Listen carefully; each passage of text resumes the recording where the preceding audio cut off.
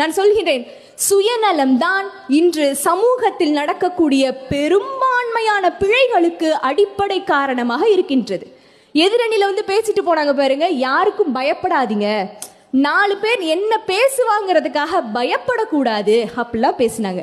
அவர்களுக்கு சொல்கிறேன், அஞ்சுவது அஞ்சாமை பேதைமை. அஞ்ச வேண்டிய காரியத்திற்கு நாம் அஞ்சித்தான் ஆக வேண்டும். யாரு என்ன சொன்னா என்ன, அவனுக்கெல்லாம் எனக்கு என்ன பயம், நான் இப்படிதான் இருப்பேன் அப்படின்ற ஆணவத்தில் ஆடுகின்றவன் தான் இன்று கொலைகளை செய்து கொண்டிருக்கின்றான். சுயலாபத்தை மட்டுமே நினைத்துக் கொண்டிருப்பவன் தான் கொள்ளையடிக்கின்றான்.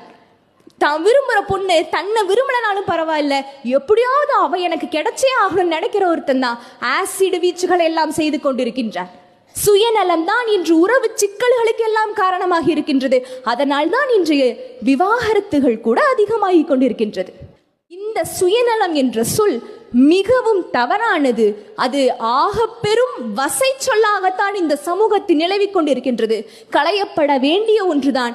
இன்றைய சூழ்நிலையில் இல்லை, என்றைய சூழ்நிலையிலும் சுயநலத்தோடு இருப்பது மிகவும் தவறானது என்பதை ஆணித்தரமாக கூறி வாய்ப்பளித்தமைக்கு நன்றி பாராட்டி விடைபெறுகிறேன். நன்றி, வணக்கம்.